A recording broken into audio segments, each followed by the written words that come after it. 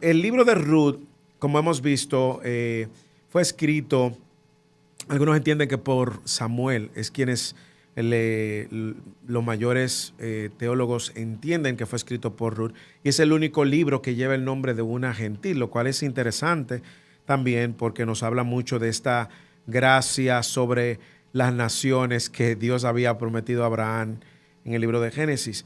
Cuando nosotros vemos el capítulo 1, nosotros vemos que del cual le llamamos la providencia de Dios en lo incierto. No sé si ustedes recuerdan el primer sermón. Vimos a una realidad triste. El capítulo inicia ubicándonos históricamente cuando está sucediendo lo que está sucediendo. Y estaba sucediendo en el libro durante el tiempo de los jueces. Para los que no tienen mucha idea de lo que decimos, de que este libro se sucede, los acontecimientos de lo que se escribió, sucede en el tiempo de los jueces, tenemos que recordar que luego de que Josué finalmente conquista la tierra prometida y empiezan a establecerse, luego de la muerte de Josué, ellos no tenían una figura, un liderazgo que pudiera gobernar todas las naciones.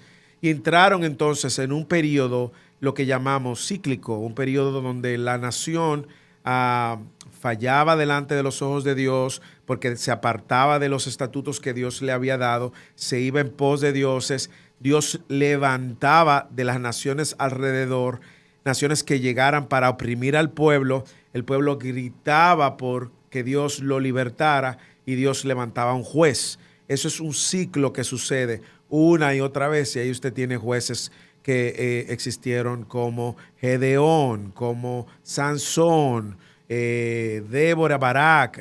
Usted tiene un grupo de hombres, Otoniel, que Dios levantó para libertar al pueblo en una situación particular de opresión. Ahora, cuando usted lee el final del libro de los jueces, dice el final del libro en el capítulo 21, que este pueblo estaba cada quien haciendo lo que quería hacer. Había mucha inmoralidad, había mucho desenfreno. Imagínense, no había básicamente una cabeza que llevara al pueblo a reflexionar de cómo se había apartado. Y en ese contexto, en ese tipo de realidad, es que Noemí, Elimelech dejan a Jerusalén, la tierra del pan, y se van a la tierra de Moab. También hablábamos, para poner en el contexto el libro, que Moab es una nación que nace incluso por medio de un incesto. Es decir, usted recuerda en Génesis, hablábamos 19, cómo Lot, luego de que Dios había quemado Sodoma y Gomorra, pues las hijas de Lot, dos hijas que tenían, preocupadas por su descendencia, deciden embriagar a su papá, llegarse a su papá para buscar la manera a Lot de que ellas pudieran quedar embarazadas. Bueno, efectivamente la mayor y la menor quedaron embarazadas y la mayor tuvo por hijo a Moab. La menor tuvo por hijo de donde el padre luego de los amonitas, dos grandes naciones que se levantaron, ¿verdad?, de manera muy agresiva contra el pueblo de Israel, pero que vivían en pos de dioses. Entonces, cuando llegamos a esta realidad, volvamos otra vez, estos Noemí y Elimelech dejan a Jerusalén para entonces irse a Moab en busca del pan. Había una crisis, pero ¿qué sucede? En un periodo de 10 años también se mueren los dos hijos de Noemí. Se muere el esposo primero y luego se mueren los dos hijos de Noemí.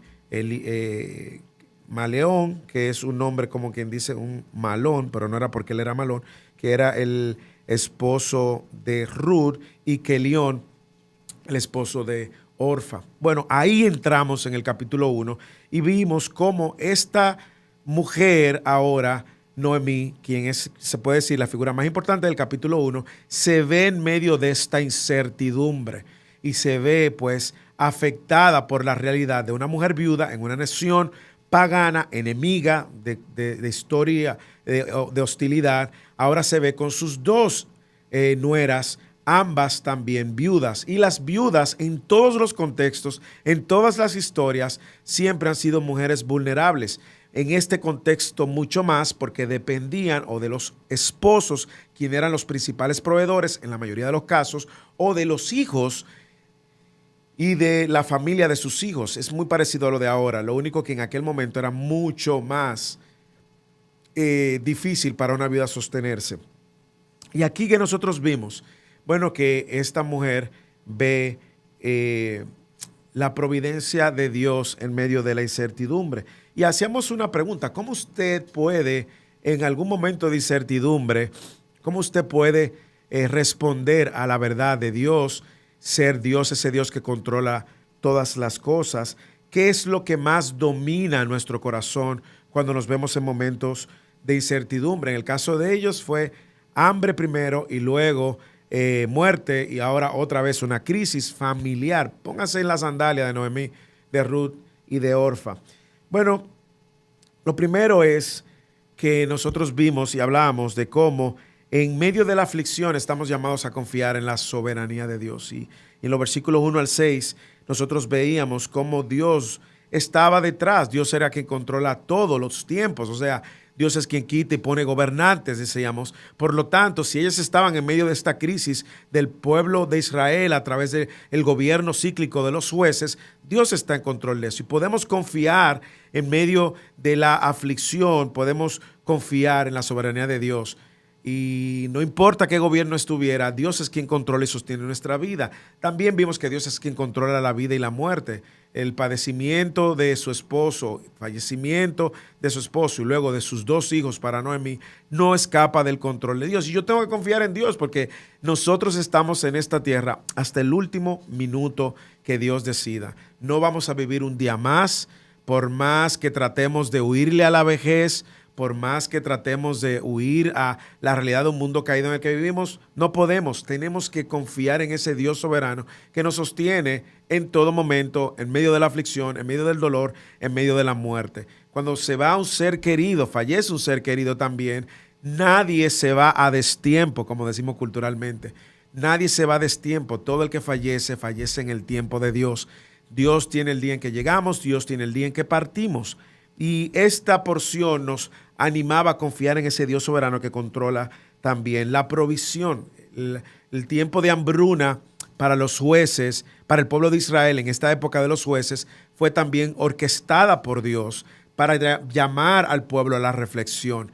Y el tiempo de abundancia del cual Noemí luego se entera, por lo cual decide volver a la tierra del pan, a Jerusalén, pues también es controlado por Dios. Así que hablamos de cómo podemos confiar en medio de la dificultad en la soberanía de Dios. Y nosotros queremos que ahí en el grupo de crecimiento, los grupos de crecimiento, usted escriba preguntas o alguna verdad que le haya animado con respecto a estos puntos que vamos a estar hablando. Lo segundo que decíamos es que en medio de la incertidumbre que todos vivimos y vamos a vivir, debemos aferrarnos a Dios. La incertidumbre en un mundo caído va a ser parte de nuestra vida. No pensemos, los que más sufren son los controladores, sí, los que quieren tener control de todo, hasta de qué va a pasar mañana, el mes siguiente, el año que viene.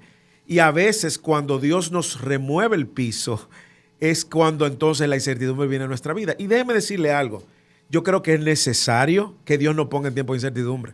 Creo que es la manera de Dios recordarnos que no podemos controlarlo todo. Queremos controlarlo todo. Queremos controlar el día de mañana. Queremos controlar a Dios mismo. Sin embargo, la incertidumbre nos mueve a ser más dependientes de Dios y nos muestra nuestra vulnerabilidad, nos muestra nuestra incapacidad de controlarlo todo.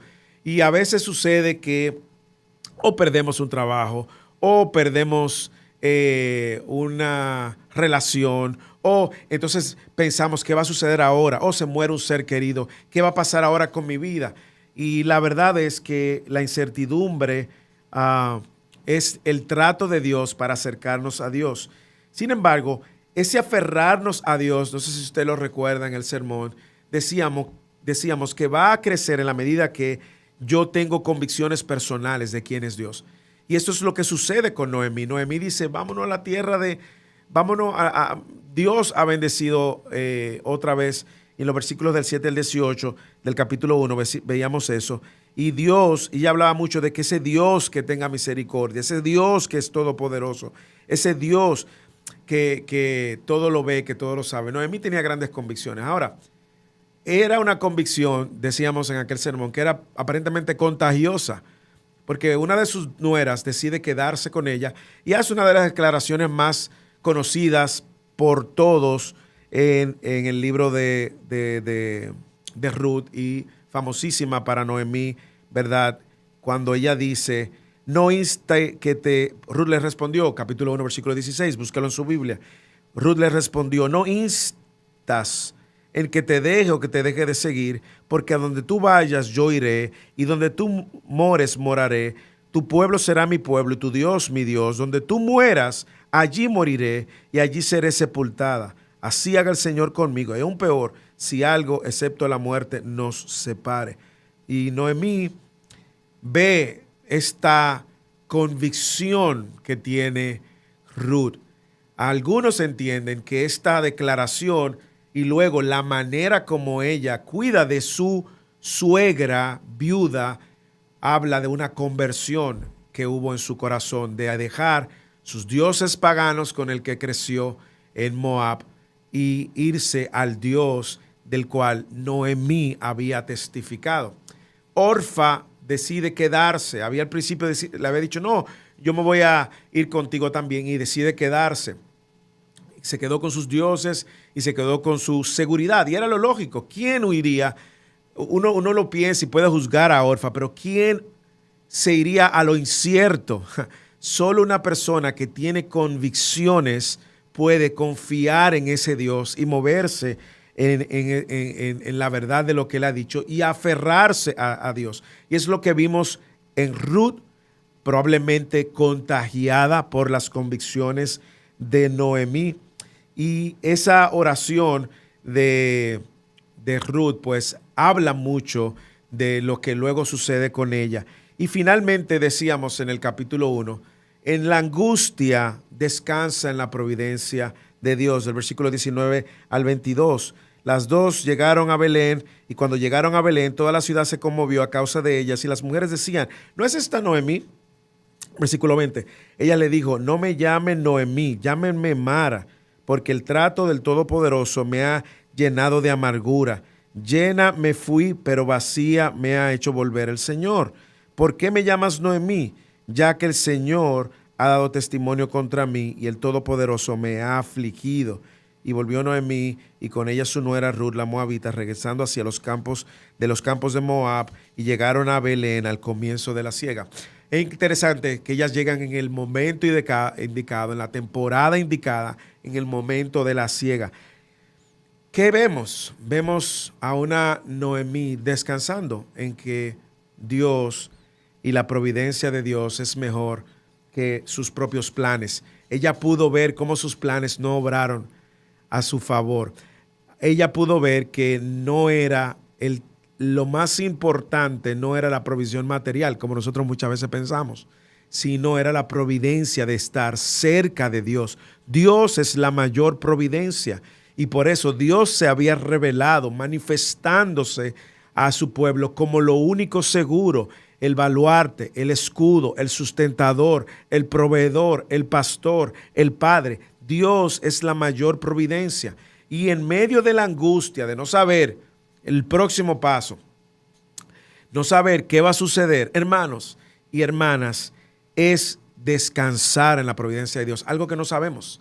No sabemos descansar. Sin embargo, este descanso que nosotros vemos fue un descanso activo. ¿En qué sentido? Ella se mueve hacia su tierra y ella reconoce que es Dios el mayor bien que ella tiene. Sin embargo, algo que decíamos que probablemente no estuvo bien es la manera como ella misma se ve. Ella dice, no me llamen Noemí, que significaba amable, agradable, sino llámeme Mara, que significaba amarga, porque Dios, el Todopoderoso, me ha llenado de amargura. ¿Qué estaba pasando y por el cual decimos esto? Bueno, porque en todo el libro de Ruth usted no ve a nadie más llamando a Noemí Mara. es muchas veces la insistencia nuestra errónea de querernos ver a la luz de nuestro pasado, a la luz de nuestro pecado, a la luz de nuestras aflicciones. Y ella pudo en algún momento sentir el peso de Dios. Probablemente algunos han pensado que no fue una buena decisión el dejar su tierra para irse a tierra de Moab, aunque ella lo estaba viendo con los ojos materiales. Yo me fui llena de la tierra del pan y regresé vacía a la tierra del pan, básicamente a Jerusalén. Pero ella estaba dejando a un lado indiscutiblemente que Dios tenía un plan mayor, un plan soberano, un plan necesario, y era continuar básicamente con esta provisión mayor de lo que sería más adelante el linaje.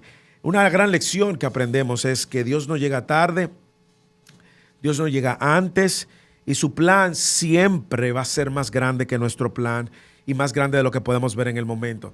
Dice Proverbios 19:21, pensando ahora, muchos planes hay en el corazón del hombre, mas el propósito de Dios prevalecerá. Y en ocasiones nosotros nos esforzamos, nos aferramos tanto a nuestros planes. Y como hemos dicho, no estamos diciendo que no tengamos planes. Tenemos que de alguna manera planificar, como la hormiga, ¿verdad? Que se prepara durante todo el verano para que cuando llegue el invierno, dice Proverbios, pues ella no tiene ya más que descansar en lo que había preparado para el invierno. No estamos diciendo nada de eso.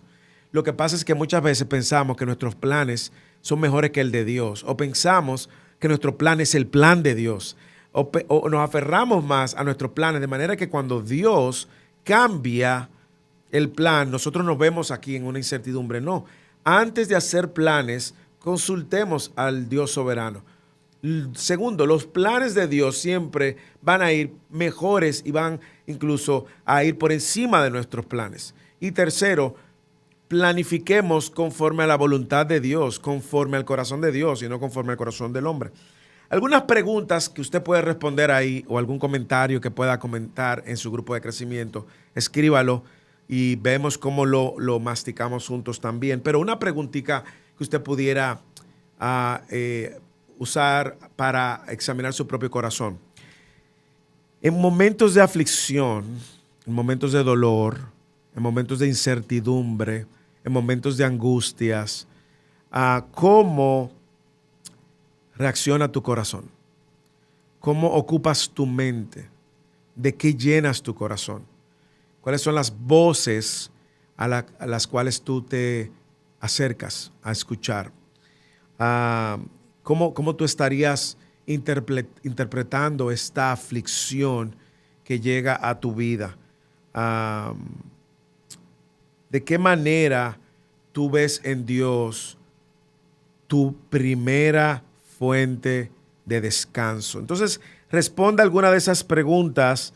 Una pregunta también interesante es, ¿en tu vida hay evidencias de convicciones firmes?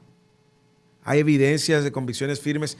Y no hablamos de convicciones basadas en tradiciones. Mi papá lo hizo así, mi abuelo lo hizo así, mi tatarabuelo lo hizo así. No. No, en la iglesia donde yo estaba lo hacía así. No, estamos hablando de convicciones arraigadas en las Escrituras. Hay convicciones firmes en tu corazón. ¿Qué evidencias hay en tu vida de que caminas por convicciones? ¿Estarías dispuesto o dispuesta a tomar alguna decisión aun cuando esto no sea lo que te agrada, pero agrade a Dios? Si Noemí, dice mi querido Samuel, mando un mensaje, tenía la convicción de que Dios provee a su pueblo, porque ella y su familia no permanecieron en Belén durante la hambruna, confiando en que el Señor les sostendría, sino que decidieron ir a Moab, una tierra que históricamente estaba en enemistad con Israel. Ese fue Samuel, Samuel Gómez, reina. Ese fue Samuel Gómez. Parece que sí. Tremenda pregunta. La verdad que no la sabemos. Recuerde que la decisión probablemente fue más de Elimelech, el esposo de Noemí, y quien, eso lo dijo, fue Gerson. ¿Quién lo dijo? Me están mandando los mensajes. Bueno, quien sea que lo haya preguntado, del grupo que lo haya preguntado. Recuerde que muchas veces ese tipo de decisiones caía más sobre el cabeza del hogar, como usualmente tiende a ser. Las razones la Biblia no la dice, no podemos argumentar. Además, Elimelech murió. Elimelech murió, pero muchas veces, como nos pasa todo y le pasaba al pueblo de Israel. El pueblo de Israel, recuerden que vivía en un ciclo de pecado, ¿ok? No podía obedecer la ley de Dios.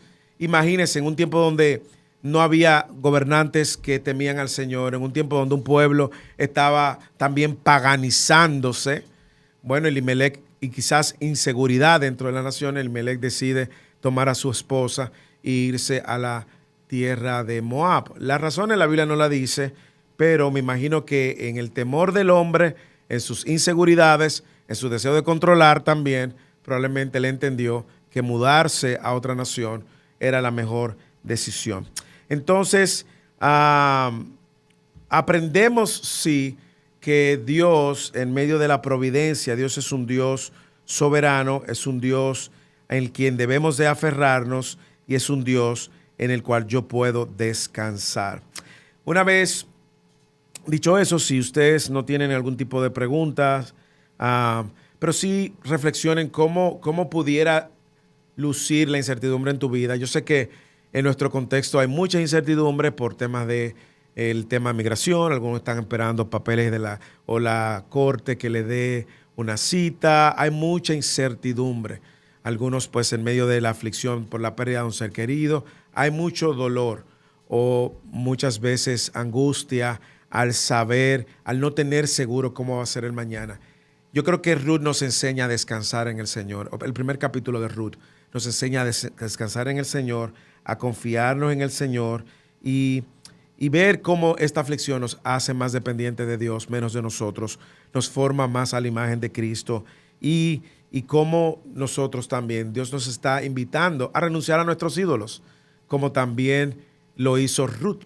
Ruth renunció a sus ídolos y abrazó su fe, puso su fe y se aferró al Dios verdadero. Y muchas veces nosotros estamos en la iglesia con ídolos falsos, al que nos aferramos más que a Dios mismo. Así que identifica cuáles son esos ídolos a los cuales Dios está llamando a identificar y renuncia a ellos. Porque, como hemos hablado en otras ocasiones, Dios es experto destruyendo ídolos. Dios no comparte su gloria con nadie y Dios no va a permitir que nadie pueda entronar a Dios en el lugar que Dios tiene. No el lugar que Dios tiene, porque Él es el Dios soberano de todo lo que existe.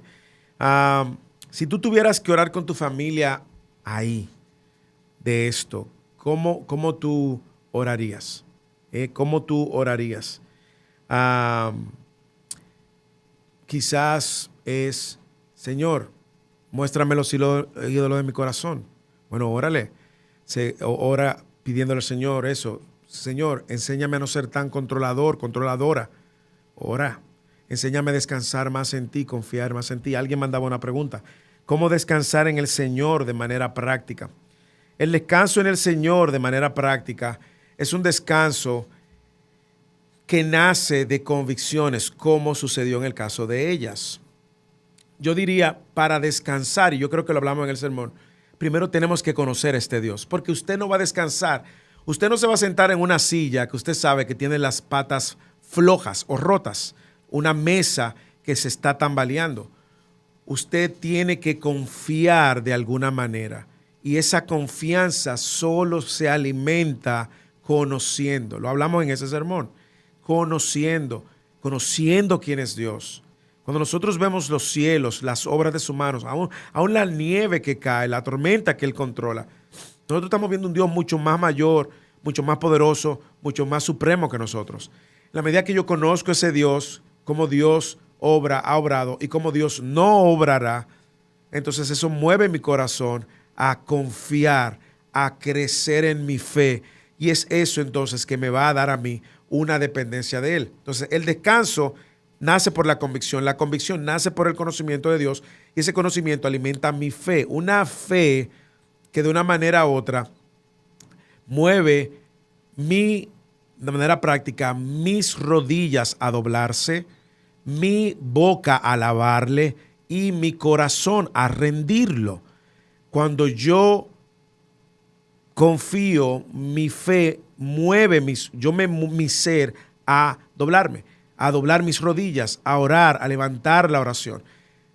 Me viene a la mente el texto de Filipenses, capítulo 4, cuando dice, por nada estén que ansiosos, afanosos, sino antes bien que sean conocidas todas vuestras súplicas, oraciones, sean conocidas delante de Dios, todas vuestras súplicas, oraciones, con acción de gracia. Y el resultado de eso, dice Dios entonces, el Dios de toda paz, nos llenará de una paz que sobrepasa todo entendimiento. Entonces, de alguna manera práctica, yo le diría, si usted no sabe descansar, vea qué tanto usted cree en el Dios que conoce. Y si conoce, entonces confíe orando, suplicando, presentando y dando gracias al Señor también. La gratitud, dar gracias al Señor es que, Señor, dependo más de ti que de otro. Dice Pachón, me ha impactado mucho la importancia de conocer el carácter y la manera de Dios obrar, ver cómo Noemí, aunque fuera hija de Dios y tradicionalmente quizás conocía cómo Dios cuidó de su pueblo a través de la historia, veía el trato de Dios como castigo.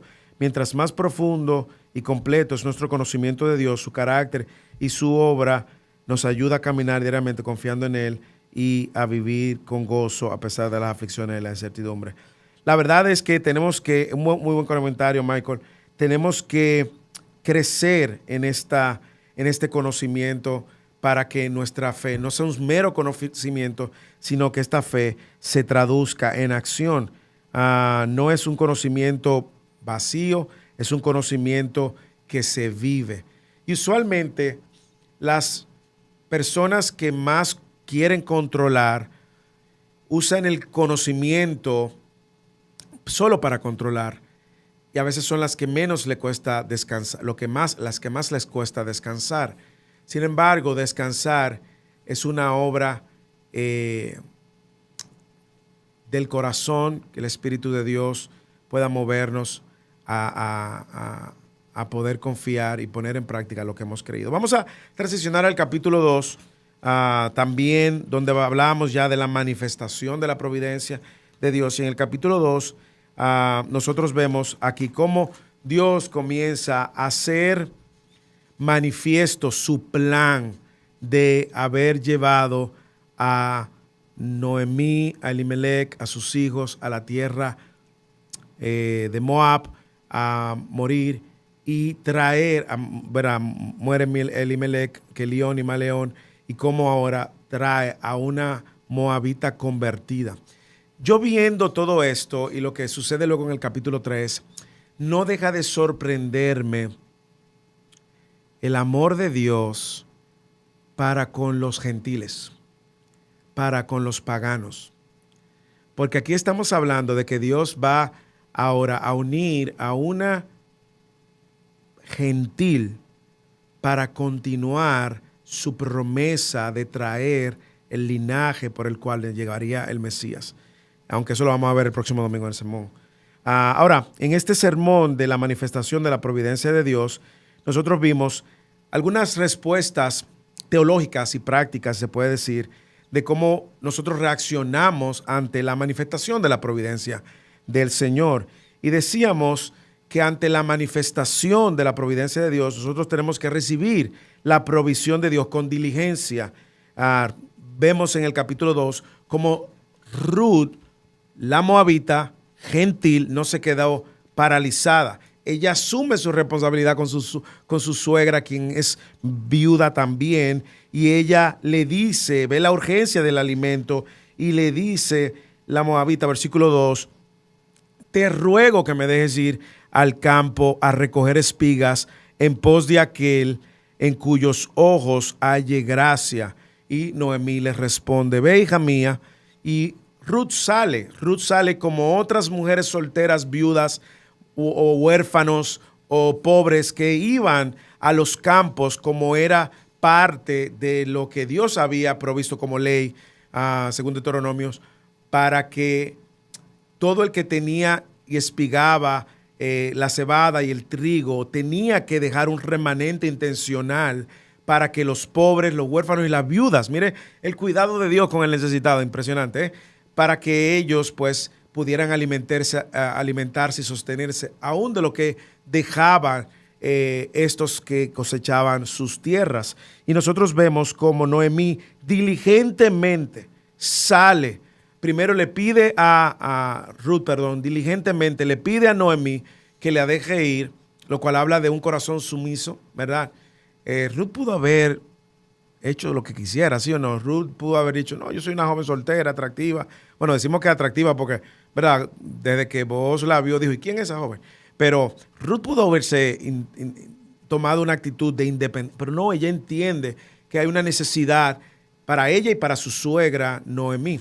Y de manera diligente, Ruth llega, toma la iniciativa, pero de manera providencial, nosotros decimos casual, y decíamos en el sermón, debemos de sustituir el casual por providencia, porque nada sucede por casualidad. Y yo estoy seguro que usted tiene historias de eventos que parecen casuales, pero no lo son, sino que son providencias de Dios, encuentros, conversaciones, un texto, un email, un contacto, alguien que cruzó, un pariente que conoce, un amigo, la providencia de Dios.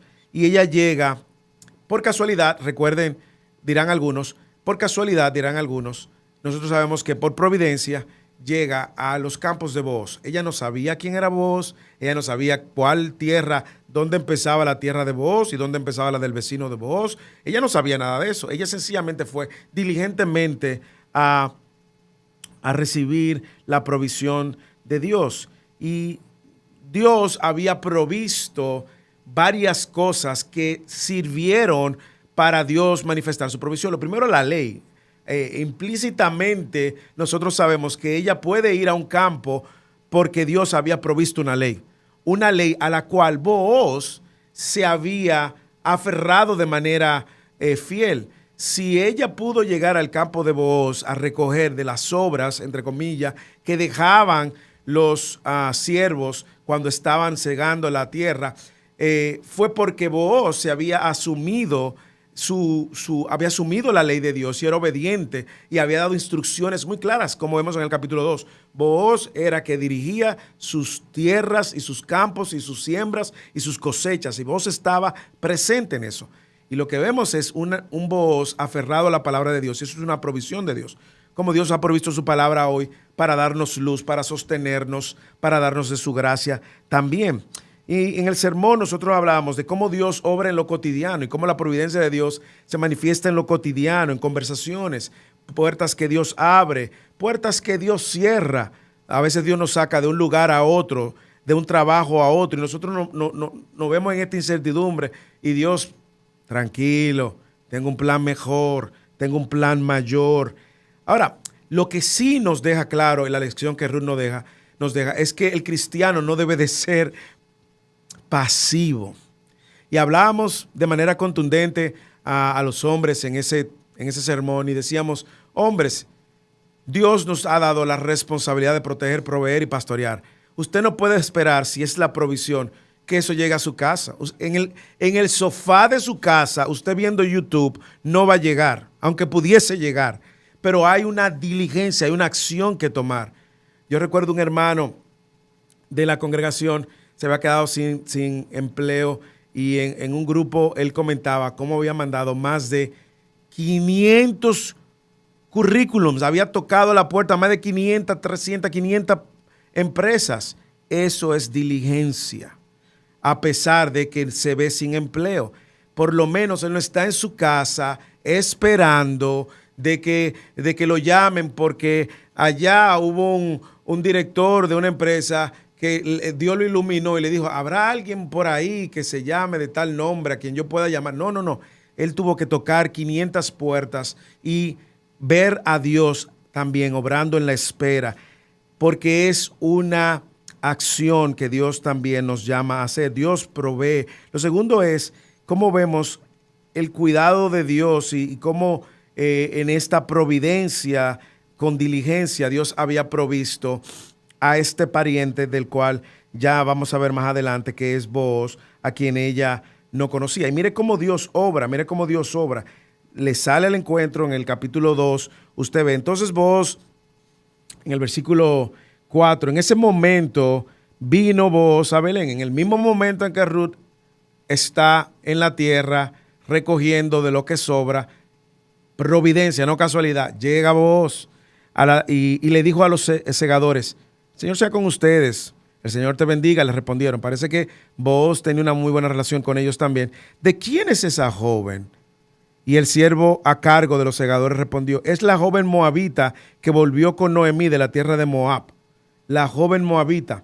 Y nosotros hemos hecho énfasis de cómo este título de moabita le persigue, dejándonos el autor saber con claridad de que no era una buena reputación, ¿ok? Por lo que hemos hablado en los sermones. Y ella me dijo, te ruego que me dejes espigar y recoger tras los segadores entre las gavillas. Y vino y ha permanecido. Mire la diligencia de Ruth. Y ha permanecido desde la mañana hasta ahora. Y solo se ha sentado en la casa por un momento. Mire cómo Dios ahora también providencialmente provee este encuentro. Versículo 8. Entonces Booz dijo a Ruth, oye, hija mía, no te vayas a espigar a otro campo, tampoco pases de aquí, sino quédate con mis criadas. Usted ve cómo Dios de alguna manera había provisto un encuentro, había provisto a un pariente redentor, así es que se llama, y cómo ahora este encuentro se está dando según el plan divino de Dios. Imagínense cómo esto pudo haber lucido. Ruth no tiene conocimiento quién es este hombre. Los segadores sí tenían cierto conocimiento de quién ella era, probablemente por una interacción, o por Ruth, o por Noemí, no sabemos, quizás Ruth se introdujo y dijo que andaba con Noemí, no sabemos. Sí sabemos que Noemí ya era reconocida, porque cuando llegó todas la reconocieron, dice el texto. Pero es interesante cómo nosotros vemos esta manifestación de la providencia de Dios y cómo este llamado a ser diligente. Decíamos, si usted recuerda, que Noemí y Ruth llegaron con dos grandes necesidades, el alimento y la necesidad de una descendencia, de una familia. Y aquí empieza Dios a mostrar la provisión, el sostenimiento de la provisión material. Y nosotros debemos de ser diligentes. Lo segundo que hablábamos es cómo también en medio de la manifestación de la providencia de Dios debemos de refugiarnos bajo el cuidado de Dios con humildad. ¿Y qué refleja Booz en todo el libro? Booz refleja el carácter de Dios. ¿Cómo? Proveyéndole. Primero le permite comer. Segundo, protegiéndole. Le dijo, mira, quédate aquí. Recuerden, como hemos dicho, que en el contexto se abusaban de las mujeres. Imagínense mujeres vulnerables, mujeres viudas, sin hombre que las defendieran y que dependen de cada persona para comer. Eso me hacía pensar este cuadro, en un cuadro que vi en República Dominicana cuando estaba viajando por lo de mi papá, cómo lamentablemente por la misma situación de la inmigración de muchos venezolanos, había muchas mujeres en los semáforos vendiendo cosas para buscar el pan. Y hablaba con mi mamá justamente lo vulnerable que eran esas mujeres y cómo los hombres de alguna manera u otra le hacían propuestas a estas mujeres porque saben que estaban en necesidad. Y yo me imaginaba un cuadro como este en el cuadro de Ruth, lo vulnerable que era, sesgadores, trabajadores del campo, viendo jóvenes en necesidad para comer. Como claro que iban a tener todo tipo de propuesta y todo tipo de vergüenza. Y nosotros vemos cómo Booz le protege y le dice, mira, quédate con mis criadas. Versículo 9, fíjate en el campo donde ellas siguen y síguela. Pues he ordenado a los siervos, a sus propios siervos, que no te molesten, ¿ok? Y cuando tengas sed, ve a las vasijas y bebe agua y saca de donde sacan los siervos. Le da un estatus que ella no tenía y ninguna mujer que iba a recoger o ningún pobre o ninguna viuda podía beber de un agua que estaba disponible solo para los siervos que pasaban el día entero en el calor del día. Y más adelante Dios muestra más de su provisión diciéndole, no vayas a otra tierra, quédate aquí. Y Booz está mostrando esa provisión para proteger. Booz le da dignidad. Usted lo lee en el versículo 11 y Booz le respondió: todo lo que has hecho por tu suegra después de la muerte de tu esposo me ha sido informado en detalle. Y cómo dejaste a tu padre y a tu madre en tierra y viniste a un pueblo que antes no conocía. El Señor recompense tu obra y que tu pago sea completo de parte del Señor. Usted ve a Booz reconociendo la dignidad de ella, y esto, dice ella, que fue un consuelo para ella y mostró su bondad, el Gesed, que vamos a ver en el capítulo 3. Booz está mostrando el carácter de Dios, y vemos cómo ella entonces se refugia bajo esa manifestación de la providencia de Dios. Dios le manifiesta su providencia ahora, enviándola, llevándola providencialmente a Booz, el pariente de Elimelech fallecido, y que ahora también él le da alimento, provisión, consuelo, Gesed, un amor, una gracia, una manifestación de lealtad y de fidelidad. Y finalmente decíamos cómo permanecer apegado a Dios con fidelidad, como Ruth sigue trabajando y luego va donde Noemí, no busca crédito, le da crédito a quien crédito merece, y cómo ahora Noemí, ella se mantiene apegada a Noemí en los versículos finales. Y Ruth, la moabita, dijo: además, ella le está diciendo todo lo que sucedió a Noemí: debes estar cerca de mi siervo hasta que haya terminado toda mi cosecha. Es decir, van a tener provisión, alimento diariamente.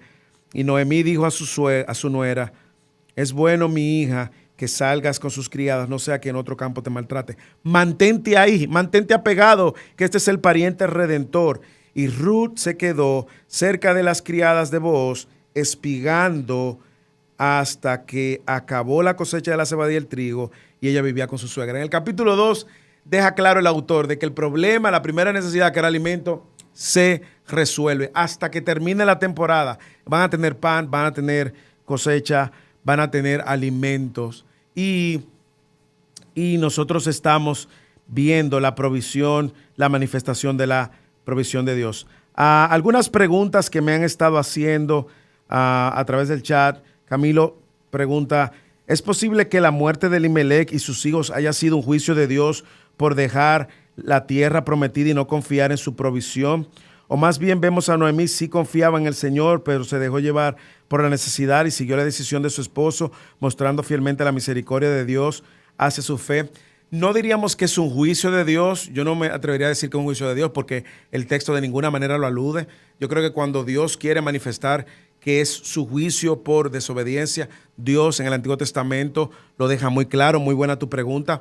Lo que nosotros sí podemos ver es que es el plan redentor continuando. Es el plan de Dios. Nosotros no podemos decir lo que el texto no dice. Pudiéramos, como los amigos de Job, ustedes recuerdan, inferir: Job, tú fallaste, tú y culpar a Job de lo que Dios estaba haciendo con Job para revelarse a Dios, para revelarse a Job de una manera que Job antes no conocía.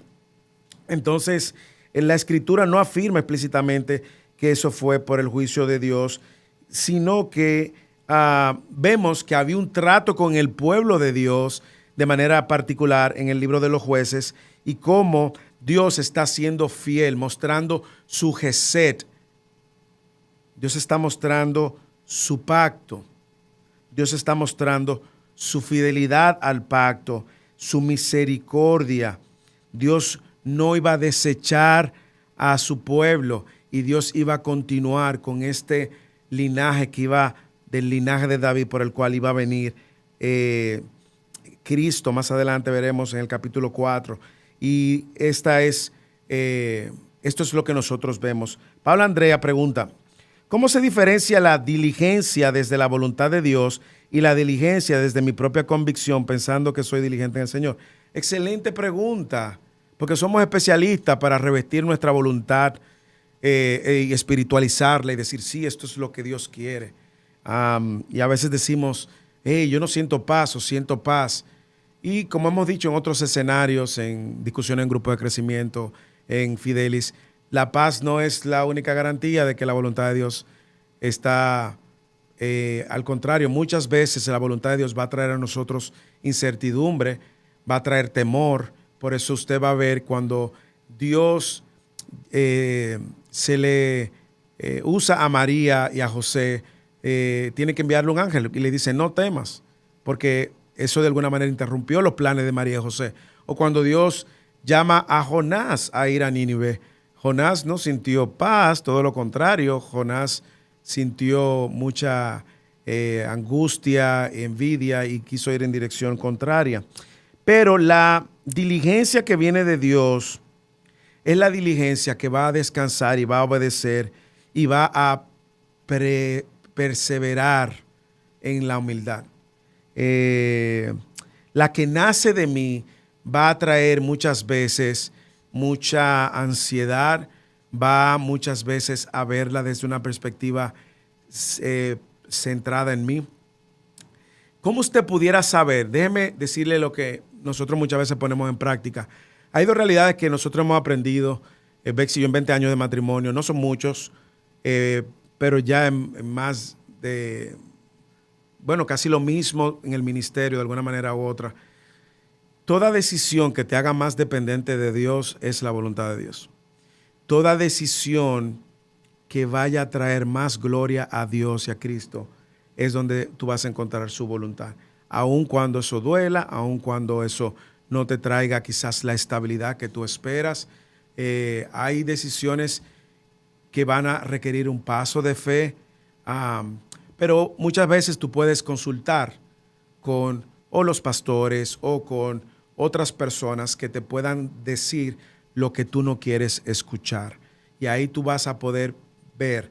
Y una de las maneras de discernir la voluntad de Dios es que siempre va a estar alineada a su palabra, siempre va a estar alineada al diseño de Dios, siempre va a traer gloria a Dios, siempre va a traer dependencia en nosotros del Señor. Muy buena pregunta. Los magañas están conectados. ¿Cómo protegemos nuestro corazón de responder con orgullo hacia Dios cuando llegan las pruebas? Es fácil pensar que no merecemos las dificultades cuando vienen, pero ¿cómo cuidamos nuestro corazón para no responder de una manera en la que en lo profundo pensemos, yo no merezco esto? Excelente pregunta, porque en el caso de la historia, Noemí pudo haber entendido que fue un juicio, ¿verdad? Yo creo que la manera más práctica de nosotros proteger nuestro corazón es conociendo a ese Dios soberano. Un Dios soberano que va a hacer lo que más gloria le traiga a su nombre. Yo creo que conocer la soberanía de Dios va a ayudarnos diariamente a recordar que no somos el centro. Segundo, lo segundo que nosotros debemos de saber es que siempre somos deudores del Señor. Nosotros siempre estamos en deuda. Dios no nos debe nada. Dios no nos debe a nosotros nada. Nosotros siempre estamos en deudas. Y cuando nosotros decimos, yo no merezco esto, usted está creyéndose mejor. Usted se está creyendo que Dios es injusto, por lo que eso presupone que lo que Dios está haciendo contigo es injusto. No, no es injusto. Dios tiene un plan mayor. El Evangelio nos recuerda que lo que nosotros, y un recordatorio del Evangelio también, lo primero es que el Evangelio nos recuerda que nosotros merecíamos juicio y Dios no nos dio el juicio que merecíamos, y eso es misericordia. Y aún así tenemos a Cristo, que es nuestro mayor bien, y nosotros también cuidamos nuestro corazón de orgullo, sometiéndonos continuamente nuestras emociones a la verdad bíblica. Nosotros no podemos dejar que nuestras emociones sean que dirijan nuestras decisiones. Nosotros tenemos que dejar que sea la palabra de Dios la que arraigue nuestras convicciones y forme nuestras convicciones y sean esas las que dirijan nuestras decisiones. Entonces nosotros tenemos que someter nuestras emociones a la verdad, orando con honestidad delante del Señor, que no podemos engañarlo, confiando que toda dificultad que viene a nuestras vidas tiene un propósito y un plan mayor. Dios obra en sus hijos por medio de la dificultad. Hay cosas en nuestros corazones en las cuales nosotros estamos muy aferrados, que amamos tanto, que no nos damos cuenta, que no somos capaces de soltarlo. y Dios entonces obra en nuestro bien, quitándonos, desarraigándonos de eso. Y ese desarraigo, tristemente, se traduce en dolor, en aflicción. Me encanta tu pregunta porque cuando nosotros decimos yo no merezco esto, es porque hemos pensado que somos buenos, que nos estamos portando bien con Dios, que lo estamos haciendo Dios, que lo estamos haciendo bien, que tenemos y merecemos un trato mejor que otros. No es así. Cristo, que es Cristo, y fue santo en todo, el único que ha sufrido injustamente en toda la historia de la humanidad fue Jesucristo. ¿De acuerdo? Y en Él nosotros podemos saber y confiar que Dios quiso, dice Isaías 53:10, Dios quiso aplastarlo porque tenía un plan mayor, tenía un plan redentor mayor. Dios permite el sufrimiento aunque no sea parte de un juicio. Claro, porque el juicio es para los que no son hijos de Dios. El sufrimiento y las aflicciones son parte de la disciplina amorosa de Dios. Jonathan, y déjame responderte con Hebreos, el libro de Hebreos, capítulo 12, que entendía muy bien el Antiguo Testamento y el trato de Dios con el Antiguo Testamento. Dice Hebreos capítulo 12, del 6 en el 5 adelante. Además, han olvidado la exhortación que como a hijos se les dirige: hijo mío, no tengas en poco la disciplina del Señor, ni te desanimes al ser reprendido por Él, porque el Señor al que ama disciplina y azota, dice, al que tiene por hijo. Entonces, el sufrimiento y la aflicción en un hijo de Dios es una manifestación del amor de Dios. Y la aflicción a sus hijos, ¿qué hacen? Hacernos más dependientes de Dios. Piense cuando a nosotros nos va bien, cuando a nosotros nos va mucho tiempo bien, a nosotros como que nos relajamos y empezamos a creer que podemos sin Dios, que podemos caminar sin Dios, que podemos vivir sin Dios, que podemos llevar nuestra vida a nuestra propia manera. Desde el momento en que la aflicción viene a nuestra vida, entonces Dios ya llamó nuestra atención y nos hace tan dependientes de Él. Entonces, no que Dios permite, Dios orquesta, es un poquito más fuerte esa palabra. Déjame ver si te respondo con la escritura. Isaías 45. 45. Isaías 45, en esta gran reunión del grupo de crecimiento general. 45, del 5 en adelante, dice: yo soy el Señor y no hay ninguno fuera de mí. No hay otro fuera de mí, no hay Dios. Yo te fortaleceré aunque no me has conocido. ¿Para qué? Para que se sepa desde el nacimiento del sol hasta donde se pone. ¿El qué? Que no hay ninguno fuera de mí. Yo soy el Señor y no hay otro. Yo soy el Señor que forma la luz y crea las tinieblas, que causa el bienestar y crea calamidades. Yo, el Señor, es el que hace todo esto. Entonces nosotros vemos que nada escapa del Señor y que todo es parte de un plan mayor que Dios tiene. Juan, capítulo 9, otro texto que pudiéramos pensar cuando Jesús aclara, le preguntan: ¿quién pecó, él o su padre? No, ni pecó. Esto es para que el Hijo de Dios sea glorificado, para que la gloria de Dios sea manifiesta, para que la obra de Dios se manifieste. Eso está en Juan capítulo 9. Nosotros vemos eso también. Básicamente Jesús aclarando, porque el pobre ciego lo estaban culpando de que él había recibido un juicio. No, la gloria de Dios. Ni pecó versículo 3 del 9 de Juan, ni sus padres, sino que este ciego está ciego para que las obras de Dios se manifiesten en él. Las obras de Dios y muchas de las aflicciones que vienen a nuestras vidas es parte de un trato de Dios cercano. Mira, en lo personal eso cambió mucho mi perspectiva, a tener un correcto entendimiento de la soberanía de Dios y del sufrimiento. Porque yo era de los que vivía culpando al diablo por todo, o culpándome a mí por todo. Claro, hay pecados que tienen consecuencias y consecuencias que son disciplinas de amor para nosotros. Que si Dios no nos permitiera esas disciplinas, probablemente no produciera en nosotros un verdadero arrepentimiento. Pero esas aflicciones que tú dices, pero ¿y por qué a mí? ¿Por qué a mí? Que tú te crees que tú no te la mereces. Muchas veces vienen como la manera de Dios mostrar su amor para hacerte cercano, para hacerte más dependiente de Dios. El sufrimiento no siempre es castigo.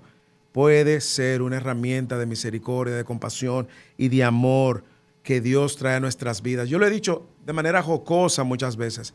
Yo le digo al Señor, Señor, muéstrame rápido, rápido cuáles son los ídolos de mi corazón. ¿Cuáles son? Que te lo entrego, te lo entrego, te lo entrego. Y de una manera jocosa digo, porque es la manera natural mía de decir, yo no quiero sufrir, ¿verdad?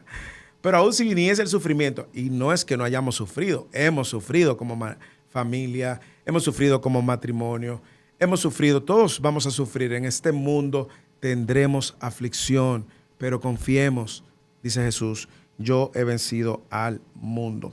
Entonces, ¿qué otro texto que te iba a mencionar? Creo que Romanos 8 también nos ayuda a recordar cómo estas aflicciones, también el texto de 1 Corintios, esas aflicciones lo que producen en nosotros es un mayor y eterno peso de gloria, dice el Señor. Y no quiero entrar en el tema de aflicción porque nos queda todavía el capítulo 3. Dice el capítulo 8, versículo 28 de Romanos, y sabemos que a los que aman a Dios, ¿a quiénes? A los que aman a Dios. A veces nosotros usamos ese versículo para consolar a inconversos e impíos. Tristemente no le aplica. A los que aman a Dios, todas las cosas cooperan para bien. Esto es, ¿a quiénes? A los que son llamados conforme a sus propósitos. ¿De acuerdo? Usted ve eso en el capítulo 8, 28.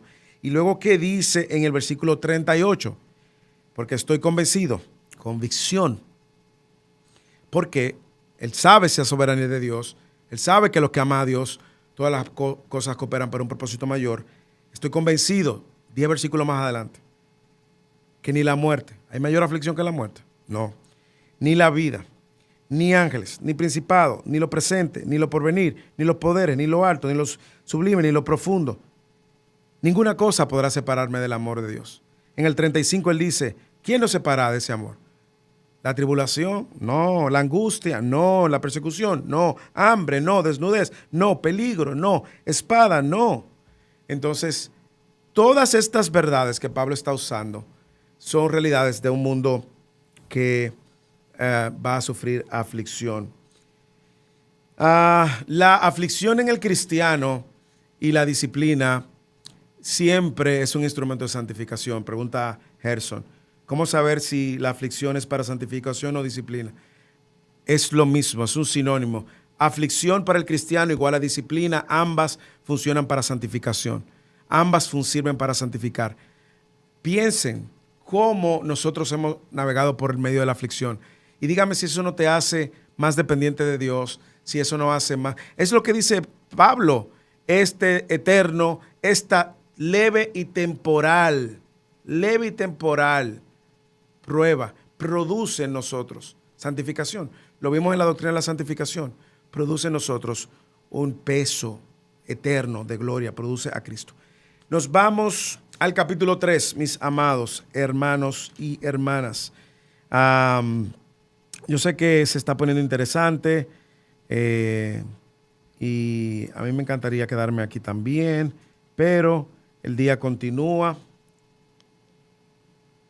Algunos quieren salir afuera, la calle de mi casa está blanca completamente, el patio también. Vamos a ver si nos damos un chapuzón en la alberca, en la piscina. Toda la familia entramos. Bexy nada más levantó la carita. No. Quizás Josué y yo, no sé, vamos a ver, lo hicimos una vez. Capítulo 3, entonces llamamos, toda la serie se llama Providencia y Redención, el Ruth, porque vemos esas dos grandes verdades. Y vimos que estas mujeres llegan a Belén, a Jerusalén, con dos grandes necesidades. Llegan con la necesidad del pan y la necesidad de una descendencia, una mujer joven, y sabían la importancia que tenía hacer descendencia para sus esposos y mantener el nombre de sus esposos. Y la primera parte, hablamos de providencia en el capítulo 1 y en el capítulo 2. En el capítulo 3 y 4, que vendría a ser la segunda parte del libro, vamos a ver entonces a este redentor, la redención, este pariente redentor. Y aquí lo que vemos es una vez más, providencialmente, un gran encuentro que comienza entonces a resolver la segunda necesidad, la necesidad de esa estabilidad familiar que se requería y que estas mujeres requerían. Recuerde que hubo pérdidas de bienes. Noemí dice, salí con las manos llenas y estoy regresando para mi casa con la mano vacía.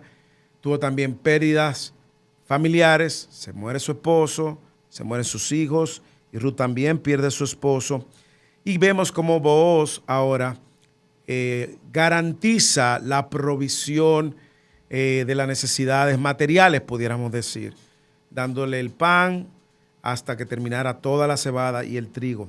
Pero en el capítulo 3 encontramos al pariente redentor, a Booz como el redentor, y ahora mostrando ese amor Gesed, ese amor que dijimos, esa palabra en hebreo, es bueno que usted la note, H-E-S-E-D, Gesed.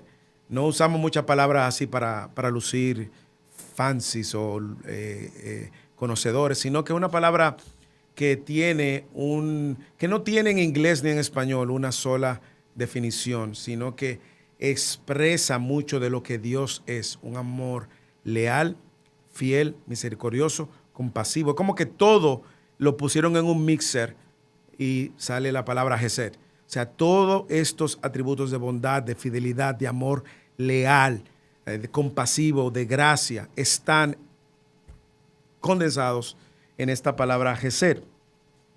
Y básicamente ese encuentro nosotros vemos cómo nos prepararíamos para el encuentro. Y básicamente hablábamos de esas tres maneras, cómo podríamos responder. Uno, preparándonos para el encuentro con el Redentor. Noemí sabe ya por el reporte que le dio Ruth que es Booz el dueño de la parcela o de la tierra donde ella fue a espigar, y ella lo identifica. Por eso el capítulo 3 dice, después su suegra Noemí le dijo, hija mía, no he de buscar seguridad para ti, para que te vayas bien. Básicamente, Noemí diciendo, yo tengo que hacer algo contigo. Tú eres una mujer joven, yo tengo que hacer algo contigo. Yo necesito ayudarte a tener esa descendencia familiar, esa estabilidad familiar. Y dice, ahora pues, ¿no es vos nuestro pariente con cuyas criadas estaban? Haciéndole esta pregunta retórica. Claro que es vos. Y cada vez que aparece la palabra pariente en griego, esta es otra palabra que se puede aprender. Goel es la G-O-E-L, Goel. Es este pariente redentor, básicamente, para que no es vos nuestro pariente con cuyas criadas estaba. Prepárate. ¿Qué hizo Noemí? Primero identificó al Redentor. Y yo quiero que usted vea eso a la luz de nuestra realidad, de manera más aplicada y realista. Booz era el único capaz de redimirla con motivaciones piadosas. ¿De acuerdo? Y Noemí identifica al Redentor. No hay otro Redentor para ella. Y de igual manera nosotros solamente tenemos un solo Redentor, que es Cristo. Identifica al Redentor. Lo segundo es que vemos cómo ella le manda a prepararse. Prepárate en fe, deja tu luto y báñate. Bueno, me imagino que se bañaba, pero cámbiate, ponte perfume, ponte linda, ¿ok? Prepárate. Tienes que ver bien quién es, tienes que fijar bien la mirada sobre quién es, no vayas a ir donde el equivocado. Entonces, nosotros vemos que ella identifica al Redentor como Goel, ¿verdad? Esta palabra que significa Redentor. Acércate en fe, decíamos también. Ella actuó con prudencia. Y tercero, hazlo con humildad, con sumisión. Ten un corazón humilde y sometido. Mire la manera tan hermosa como Ruth responde a su suegra. Versículo 5, ella respondió, todo lo que me dices haré. Yo les invitaba a hacer un ejercicio y quiero que lo hagan, lo pueden hacer, quizás ya sabemos que es difícil salir mañana, usted puede tomar el día de mañana o la tarde de hoy. ¿Por qué no saca todas las características que vemos de Noemí, piadosas, todas las características de Ruth que vemos y todas las de Booz, y veamos cómo Dios está presente, el carácter de Dios, y cómo nosotros estamos llamados también a responder. Con qué humildad responde Ruth. Y Ruth dice, yo voy a hacer todo lo que tú me digas. Aquí habla de una excelente relación entre nuera y suegra. Como nosotros vemos una sumisión. Y dice el versículo 6, descendió pues Ruth a la era e hizo lo que su suegra le había mandado. Y cuando Booz hubo bebido y comido y su corazón estaba contento, fue a acostarse al pie del montón del grano. Y ella vino calladamente, lo destapó los pies y se acostó. Nosotros hablábamos de toda la tensión que existe y con esto que hizo Ruth. Y a medianoche Booz se sorprendió y volteándose notó que una mujer estaba acostada a sus pies. Aparentemente no la reconoció y mucho menos si está bañadita, limpia y perfumada, ¿verdad? Le preguntó, ¿quién eres? Y ella respondió, soy Ruth, tu sierva, extiende pues tu mano, su manto sobre su sierva, por cuanto es pariente redentor, pariente cercano. Nosotros vemos cómo ella no solamente se prepara para este encuentro, a mí me llama mucho la atención también, es cómo ella confía en este hombre y en su amor redentor. Ella estaba confiando en su suegra que le había dicho, ve donde vos, identifícalo cuando termine de trabajar, no seas imprudente, lo cual habla de que ve en el momento adecuado, en el momento correcto, ¿ok? No te le aparezca cuando él esté trabajando, deja que él cierre, que él celebre lo que ha logrado, el bienestar que Dios le ha dado, el favor que Dios le ha dado ese día, lo cual debemos de aprender de prudencia, ¿eh? Nos sucede mucho con nuestros hijos que vienen con preguntas y con conversaciones muchas veces cuando estamos en medio de algo. Y a veces es importante esperar el momento adecuado. Y Ruth esperó prudentemente el momento adecuado y fue con un corazón correcto, una actitud correcta. Lo segundo que decíamos es cómo confiar en ese amor bondadoso, ese Gesed. Y es la tercera vez que aparece esta palabra cuando Booz se refiere a ella. Medianoche, entonces le dijo, bendita seas. Mire cómo Booz responde a ella. Bendita seas del Señor, hija mía, has hecho tu último Gesed, bondad mejor que la primera, al no ir en pos de los jóvenes, ya sean pobres o ricos. Vos sabía que ella como joven podía ir donde cualquier muchacho que se viera bien y que tuviera quizás interés más pasional en algo, en hacer algo informal y ella quedar embarazada y ya no, ella quería algo. Lo que muchos teólogos entienden es que esto es una propuesta de algo formal, no de una relación pasajera. Y por esto Booz la alaba. Y contrastábamos, si ustedes lo recuerdan en el capítulo 3, contrastábamos este acto justamente con el acto de donde nace el linaje de Moab, los moabitas, como las hijas de Lot lo que hacen es beneficiarse de su padre, usar básicamente a su papá, lo cual en sí mismo ya es una aberración, para ellas quedar embarazadas y tener hijos, porque ya eran jóvenes solteras, no tenían esposos, ya se veían con estas libertades y buscaron pasionalmente y resultado los moabitas y los amonitas. Es un contraste interesante porque ellas emborracharon a Lot en Génesis 19, pero aquí nosotros vemos cómo Ruth espera con prudencia para que esto sea en el orden, en el tiempo, de acuerdo a la voluntad de Dios. ¿Y cuánto nos deja esto de aprendizaje con relación a relaciones que muchas veces en el noviazgo no esperan el tiempo apropiado o dentro del matrimonio, buscando romper el pacto que se ha hecho y buscando relaciones muchas veces impuras o por medio de la manera como nos acercamos al sexo opuesto o la manera impura también como muchas veces la homosexualidad y el lesbianismo. Es todo esto fuera del marco del orden de Dios. Lo que Ruth está proponiendo es algo en orden, es algo serio. No es algo pasajero y es la manera como ella lo hace, de una manera atrevida, sí, hay que reconocerlo, pero ella no le estaba pidiendo algo pasajero, le dice algo que culturalmente le dice, extiende pues su manto sobre su sierva. Anteriormente en el capítulo 2, Booz dijo, tú has venido y te has refugiado bajo las alas de Dios y ahora ella está justamente pidiéndole, extiende tus alas para yo refugiarme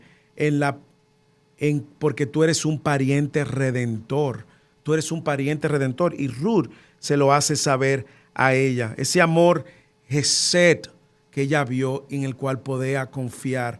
Ese amor que se presenta como un amor leal, un amor fiel, un amor fiel al pacto. Tiene mucho del pacto esta palabra Hesed. Y me encanta porque es el amor que hemos recibido en Cristo.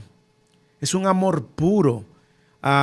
Es un amor donde nosotros podemos confiar y saber que siempre vamos a recibir de él el mejor bien, el mejor amor. Y vos responde con integridad. Vos no abusa, siendo él el dueño de toda la tierra y siendo un hombre de influencia, de poder, de dinero. No abusa. Vos no entra en una crisis. Bueno, yo estoy solo y estoy medio ya entrado en él. No, no la humilla. No, vos la protege, honrándola con una relación estable y se compromete a hacer lo que Dios dice que hay que hacer. ¿No es hermoso?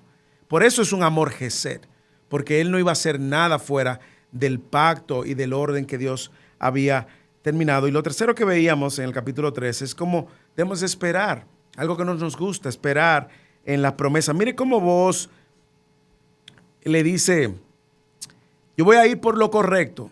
Hay un pariente más joven, cercano, y yo voy a ir donde él, pero quédate esta noche y cuando venga la mañana, si él quiere redimirte, mire qué desprendido vos, que lo haga. Yo quiero agradar a Dios, yo quiero hacer lo correcto. Ahora, si no quiere redimirte, entonces, yo te doy mi palabra, dice vos. Vive el Señor, dice vos, yo te voy a redimir. Tranquila, espera, acuéstate hasta la mañana. Y dice el versículo 14 del capítulo 13, ella se acostó a sus pies hasta la mañana y se levantó antes de que una persona pudiera reconocer a otra y dijo que nadie sepa, que no se sepa que ha venido mujer a la era. Y luego vos le dijo, dame tu manto, y también le provee para su suegra, lo cual habla, para la suegra de Ruth, lo cual habla del compromiso. Y Ruth le dice todo lo que sucedió a Noemí, y Noemí le dice lo mismo que dice vos, pero ahora espera otra vez. Versículo 18, entonces Noemí dijo, espera, hija mía, hasta que sepas cómo se resolverá el asunto, porque este hombre, aleluya, no descansará hasta que lo haya arreglado hoy mismo. ¿Qué hace vos? Vos, una vez más, protege, vos, una vez más, provee, y vos, una vez más, da una promesa que él iba a cumplir. Y Noemí está ahora alentando a Ruth, no solo vos, sino también Noemí está alentando a Ruth a esperar en esta promesa. Algo que no nos gusta, algo que no disfrutamos, pero que cuando vemos esto a la luz de nuestra relación con Cristo, vemos este gran paralelo. Cristo, nuestro Redentor, a quien tenemos que venir con humildad, con fe, con confianza, quien nos ha redimido del pecado, de la muerte. Éramos esclavos y Él pagó con su sangre el precio de nuestra libertad, y quien ahora nos llama a confiar en cada una de sus promesas que Él nos ha dado, Él nos ha prometido. Ahora, algunas preguntas hay para reflexionar mientras nos vamos cerrando ya, y algunas preguntas a reflexionar. ¿Tú te acercas confiadamente en Él? ¿Tú confías en el Señor confiadamente? ¿O tú dices que confías y a la hora de la verdad actúas o vives como un incrédulo? A veces nos pasa que en la práctica somos ateos, ¿sí o no?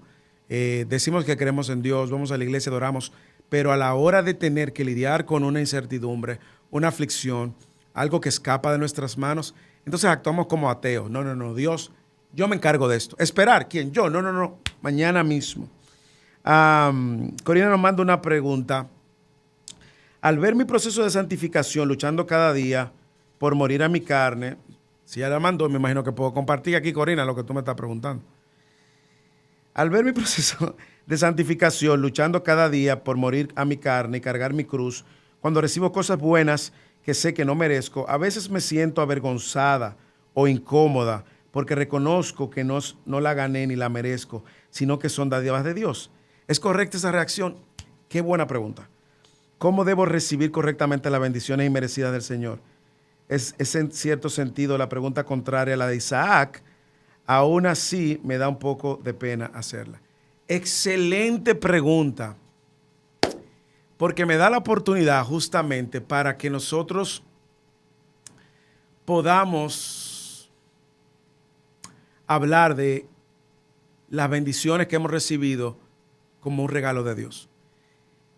¿Qué sucede? A veces nosotros nos enfocamos tanto en que no merecemos nada. Eso es bueno en un sentido. Pero por otro lado tenemos que recordar que Dios es un Dios amoroso, es un Dios de amor, es un Dios proveedor y que podemos disfrutar sus bondades. Todo lo que Dios nos da, la salud, el trabajo, la gracia para que nos empleen, la fuerza para trabajar, si nos dan algo que nos regala alguien, los dones que tenemos, la casa que tenemos, todo lo que tenemos es una gracia de Dios. Y John Piper tiene una frase icónica que dice: Dios es más glorificado en nosotros en la medida en la que nosotros somos más satisfechos en Él. En otras palabras, nosotros somos sus hijos y nosotros también tenemos de recibir con gozo todo el bien que Él nos da. Yo hablaba con Bexy, con mis hijos, de cómo el 95% de la ropa que usa mi esposa, de la ropa que uso yo y mucha de la ropa que usan mis hijos son regalos, ropa que otro usó, hermanos, y yo me siento próspero usando el zapato que usó otra persona y me lo regaló, la camisa que o puede ser usado, puede ser nueva, pero hermano, eso es un bien que me llena de gozo y me llena de satisfacción. Usted se imagina que yo estoy satisfecho porque diga: ay, estos zapatos están muy lindos, ay, pero si fuera nuevo, fuera mejor. No, esa es la provisión de Dios. Y a veces usted va a verme bien vestido, va a ver a mi esposa bien vestida. Hermano, mire, todo eso ha sido un regalo de Dios. Literalmente, literalmente. Entonces, es muy buena tu pregunta porque a veces nos quedamos en la doctrina del gusano, yo diría. Ay, yo no merezco nada, yo no... Eso es bueno que usted lo sepa para mantener siempre su corazón humilde. Pero si Dios te ha dado, celébralo, recíbelo, agradécelo. Y me encanta porque tu pregunta es buena, pero es buena porque muchas veces nosotros, al no creernos dignos de nada, vivimos en el síndrome del impostor. El síndrome del impostor es que yo no puedo, yo no sé, y todo el mundo diciendo: sí, tú puedes, tú tienes los dones, tú tienes la capacidad, tú tienes el talento para hacerlo. La reacción con la cual nosotros debemos de ver las cosas buenas que Dios te ha dado es que son de Dios. Es un Dios Padre. Imagínate que tú a tus hijos o a tus nietos le hagas un regalo y tus hijos se la pasen diciendo: ay, yo no lo merezco, papi, porque es que yo no me porté bien el año. Sí, es verdad, no te lo mereces, pero yo soy tu padre y yo quiero que tú tengas ese regalo ahora y que lo disfrutes. No, papi, porque es que tú no te imaginas, yo no soy lo que tú piensas. Sí, yo sé que tú no eres lo que yo pienso, tú eres peor de lo que yo pienso. Pero mira, te estoy dando este regalo, disfrútalo. ¿Cómo tú te sentirías al ver que tu hijo o tu hija o tus nietos no están disfrutando del bien que te ha dado? Y yo quiero animarte a disfrutar lo que Dios te ha dado. Dios te ha dado riquezas, disfruta la riqueza de una manera que glorifique a Dios.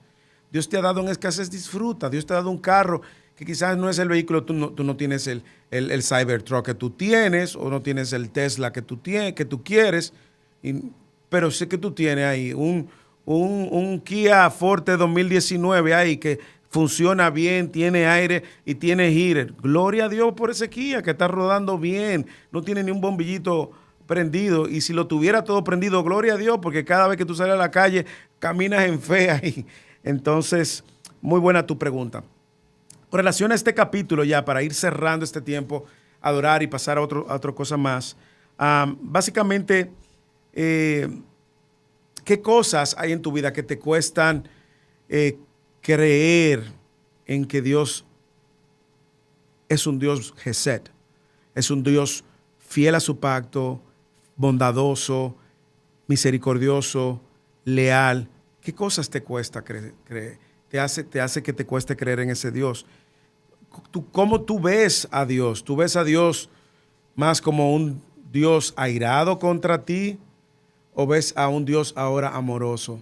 Bueno, antes de que tú fueras hijo de Dios o hija de Dios, sí, debías preocuparte. Pero ahora siendo un hijo, una hija de Dios, lo que Dios ve en ti es a Cristo. Y Dios nunca va a ver a Cristo con ira. ¿Ok? Ya Cristo recibió la ira en la cruz para que ahora tú y yo no recibamos la condenación. Entonces, esa versión de Dios airado con sus hijos, dice la Biblia que Dios está airado contra el impío todos los días, pero contra sus hijos recibe ese amor.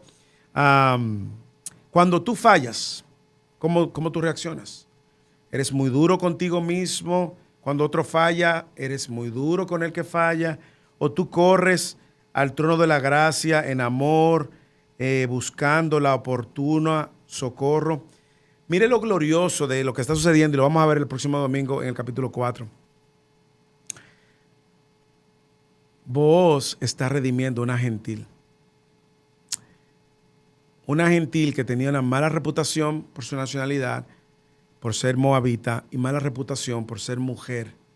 Porque las mujeres, recuerden, en Números hablábamos, cómo habían hecho a través de la inmoralidad sexual que 24,000 hombres de Israel fueran cortados. Imagínense todo lo que significaba ser moabita en ese contexto, sobre todo en el tiempo de los jueces, que en el capítulo 3 vemos a un juez que había por 12 a 16 años, había oprimido un juez moabita, un rey moabita había oprimido al pueblo de Israel, y me imagino que yo lo tenía muy fresco. ¿Cómo usted cree? Un enemigo, vergüenza por su pecado, por dioses paganos. Vos está redimiendo a una moabita enemiga, pagana, pecadora. ¿Eso no es una hermosa imagen de Cristo nuestro Redentor, que extendió gracia sobre usted, sobre mí, pecadores, idólatras, enemigos de Dios éramos, y que ahora, por su gracia, Él nos ha dado una relación de amor, de Gesed, un amor leal, un amor eterno? ¿Qué cosas Dios te está invitando a esperar?